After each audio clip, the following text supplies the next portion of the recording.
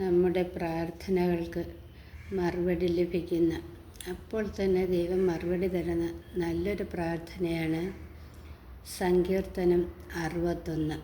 ദൈവം സുശക്ത ഗോപുരം. ദൈവമേ, എൻ്റെ നിലവിളി കേൾക്കണമേ, എൻ്റെ പ്രാർത്ഥന ചെവിക്കൊള്ളണമേ. ഹൃദയം തകർന്ന ഞാൻ ഭൂമിയുടെ അതിർത്തിയിൽ നിന്ന് അവിടത്തോട് വിളിച്ചപേക്ഷിക്കുന്നു. എനിക്ക് അപ്രാപ്യമായ പാറയിൽ എന്നെ കയറ്റി നിർത്തണമേ. അങ്ങാണ് എൻ്റെ രക്ഷാകേന്ദ്രം, ശത്രുക്കൾക്കെതിരെയുള്ള സുശക്ത ഗോപുരം. ഞാൻ അങ്ങയുടെ കൂടാരത്തിൽ എന്നേക്കും വസിക്കട്ടെ. അങ്ങയുടെ ചിറകിൻ കീഴിൽ ഞാൻ സുരക്ഷിതനായിരിക്കട്ടെ. ദൈവമേ, അങ്ങ് എൻ്റെ നേർച്ചകൾ സ്വീകരിച്ചു. അങ്ങയുടെ നാമത്തെ ഭയപ്പെടുന്നവർക്കുള്ള അവകാശം എനിക്ക് നൽകി. രാജാവിന് ദീർഘായുസ്സ് നൽകണമേ. അവൻ്റെ സംവത്സരങ്ങൾ തലമുറകളോളം നിലനിൽക്കട്ടെ. ദൈവസന്നിധിയിൽ അവൻ എന്നേക്കും സിംഹാസനസ്ഥനായിരിക്കട്ടെ.